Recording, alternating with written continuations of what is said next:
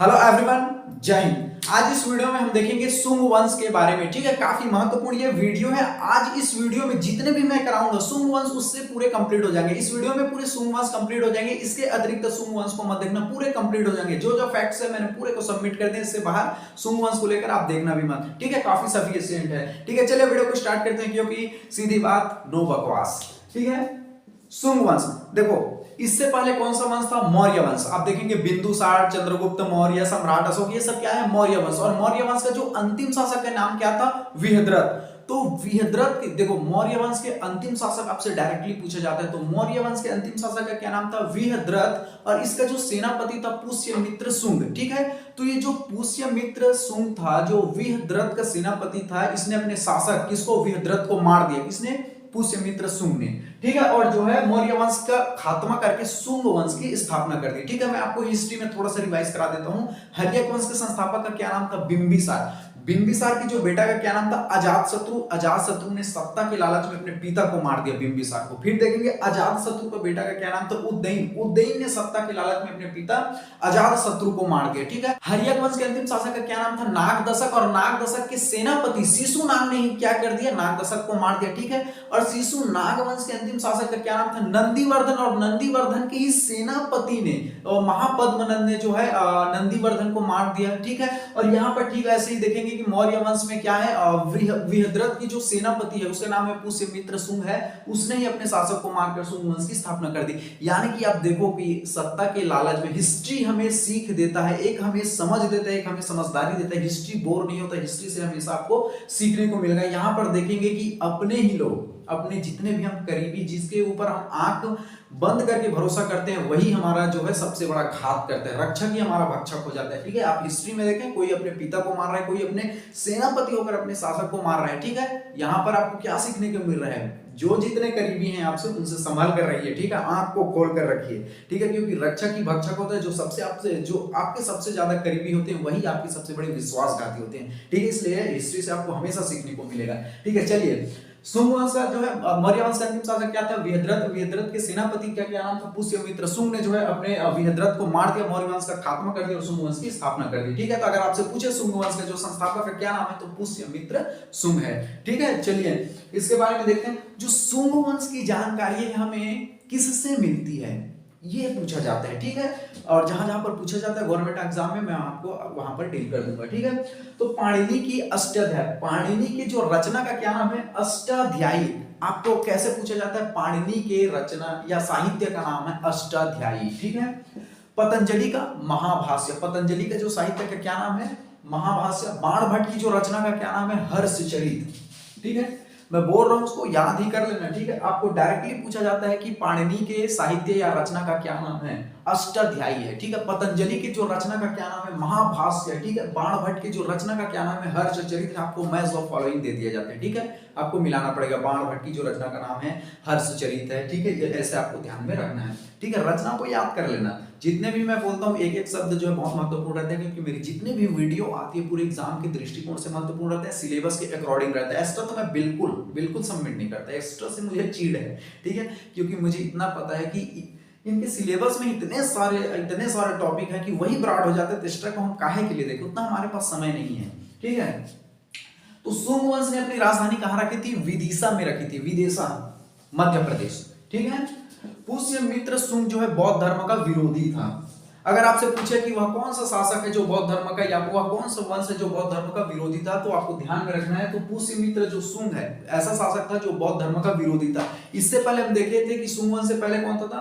कौन सा वंश था? मौर्य वंश। और मौर्य वंश में आप देखेंगे सम्राट अशोक जो है बौद्ध धर्म का अनुयायी था, बौद्ध धर्म का जोर शोर से प्रचार करता था। इससे पहले शासक आपने देखा मौर्य वंश जो है बौद्ध धर्म के बहुत अनुयायी थे, बौद्ध धर्म को ग्रहण करते थे, बौद्ध धर्म को मानते थे। ठीक है, तो ये शुंग वंश जो था बौद्ध धर्म का बिल्कुल विरोधी था, बौद्ध धर्म से तंग आ गया था। ठीक है, तो आपको ध्यान में रखना कि बौद्ध धर्म जो है, पुष्यमित्र जो शुंग है बौद्ध धर्म का जबरदस्त विरोधी आदमी था। ठीक है, पुष्यमित्र शुंग ने 2 बार यवनों को पराजित किया। डायरेक्टली क्वेश्चन पूछे जाते हैं, तो पुष्यमित्र शुंग ने किसको पराजित किया था? यवनों को पराजित किया था। ठीक है, आपको डायरेक्टली ऐसा भी क्वेश्चन पूछा जाता है कि जो पहला यवन नेता का क्या नाम था? पहला यवन नेता का क्या नाम था? डेमेट्रियस। याद रख लो, डेमेट्रियस था।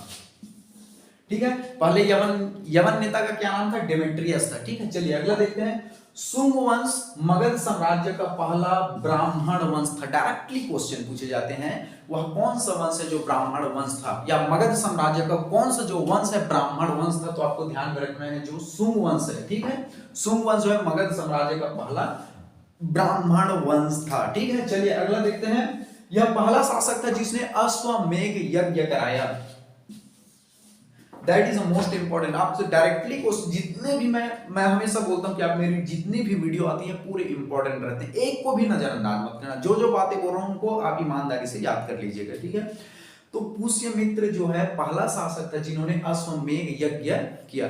अश्वमेध यज्ञ क्या होता है आपको थोड़ा सा बता देता हूं मैं। अश्वमेध यज्ञ में क्या होता है, घोड़ा को छोड़ा जाता है और घोड़ा के पीछे पीछे जो है बहुत से फौज जाते हैं। घोड़ा जहां जिस क्षेत्र में भी जाकर रुकता है वो क्षेत्र जो है जो अश्वमेध कराया रहता है, जो घोड़ा छोड़ा रहता है उसका हो जाता है। ठीक है, तो मान के फॉर एग्जांपल अगर समझ नहीं आता हम समझा रहे हैं, जैसे मान के चलो हम राजा हैं, हमने अश्वमेध यज्ञ कराया, हमने घोड़ा छोड़ दिया। ठीक है, अब हमने अब जो है घोड़ा के पीछे पीछे अपने फौज को भेज देते हैं, जाओ देखो कि जहां कहां तक जो है घोड़ा जा रहा है। ठीक है, तो हमारे फौज चले गए, जहां पर जिस क्षेत्र में घोड़ा रुका वो क्षेत्र हमारा हो जाएगा। ठीक है, वहां के राजा को हमारी दास्तां स्वीकार करनी होगी। तो ये जो होता है अश्वमेध यज्ञ, यही कहलाता है। ठीक है, चलिए अगला देखते हैं।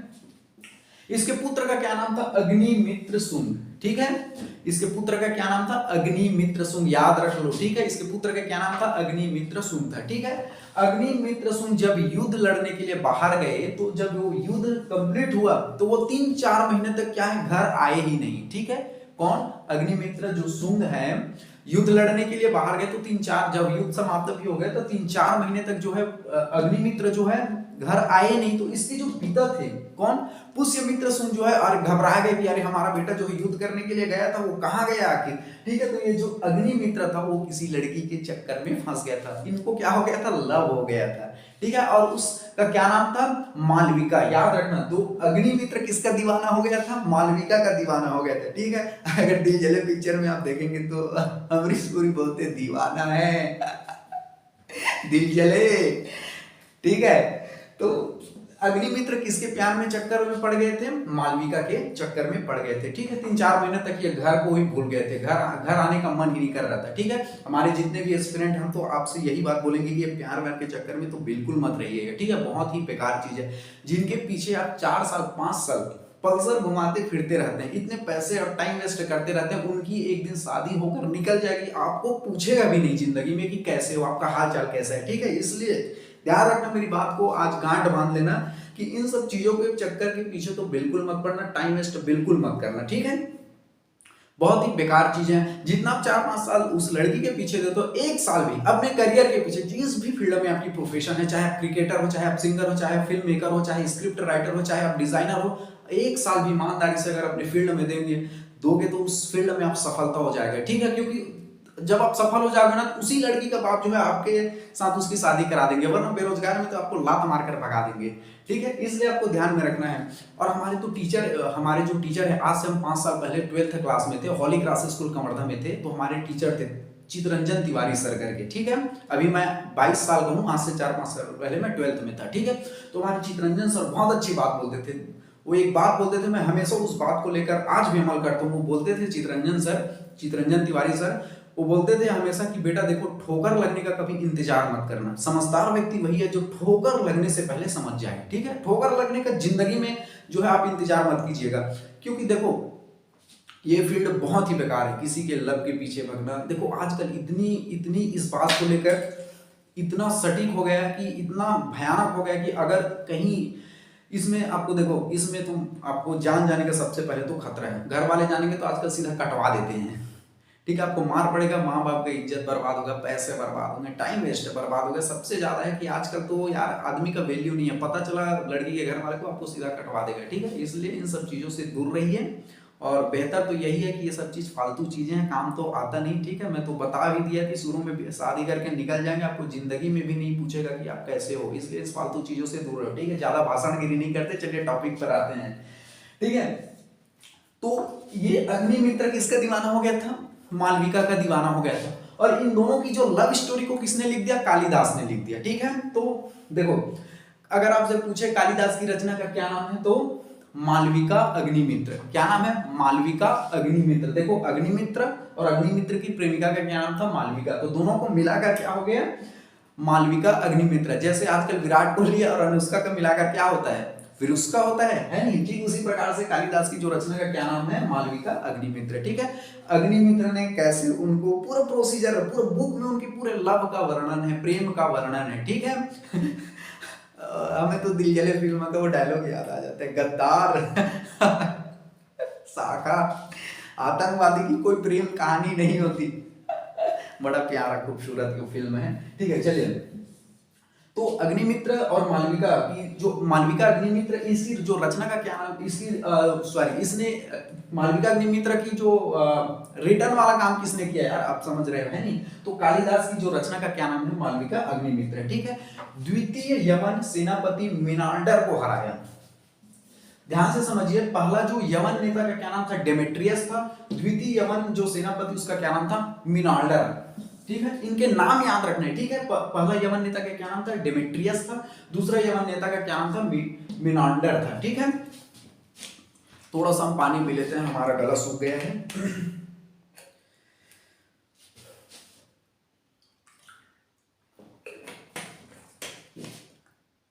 हिस्ट्री को आप जो है हमेशा एंजॉय से पढ़िए, हिस्ट्री से आपको हमेशा सीख मिलेगा। ठीक है, हिस्ट्री को बोर आप लेते हो तो आप सबसे बड़े बेवकूफ आदमी। हिस्ट्री को मजे से लीजिए, हिस्ट्री अपने आप में एक कहानी है, क्योंकि ये बीता हुआ है, हर के ऊपर एक बीता हुआ है। ठीक है, आजकल देखो फिल्म मेकर बॉलीवुड की जो है मैक्सिमम हिस्ट्री को ही उठाकर क्या बनाते हैं? फिल्म बनाते हैं, और वही ब्लॉकबस्टर हो जाता है। ठीक है, अपने आप में स्टोरी ढूंढने की जरूरत ही नहीं है। ठीक है, आपके भी अगर खुद की लव स्टोरी है तो ये कालिदास की तरह आप भी अपनी लव स्टोरी लिखिए। ठीक है, आपने कैसे प्रपोज किया, कैसे पल्सर घुमाए, उनके पीछे कितने खर्च किए, ठीक है, क्या क्या आपको पापड़ बेलने पड़े, ये स्टोरी लिखिए और कोई जो है प्रोड्यूसर को, फिल्म प्रोड्यूसर को बेच दीजिए रजिस्टर करा करके। ठीक है, इसके भी पैसे मिल सकते हैं आपको। ठीक है, तो देखो ऑलरेडी कालिदास ने किसकी रचना? मालविका अग्निमित्र के ऊपर पूरा प्रेम का किताब लिख दिया। ठीक है, आप भी लिखिए। क्या पता आपके जितने भी पैसे प्रेम के पीछे लगे किसी लड़की के पीछे, अगर आप रिटर्न काम कर देंगे तो पैसे सारे वसूल हो जाएंगे। ठीक है, चलिए। द्वितीय यवन सेनापति का क्या नाम था? मिनांडर था। ठीक है, अगला देखेंगे। अगला, ये सुंग वंश पूरे कंप्लीट हो जाएंगे, कोई बड़ा टॉपिक नहीं है ये। सुंग वंश का जो 9वां शासक है उसका क्या नाम है? भागभद्र था। क्या नाम है? सुंग वंश का 9वें शासक का क्या नाम है? भागभद्र था। और ध्यान से समझिए,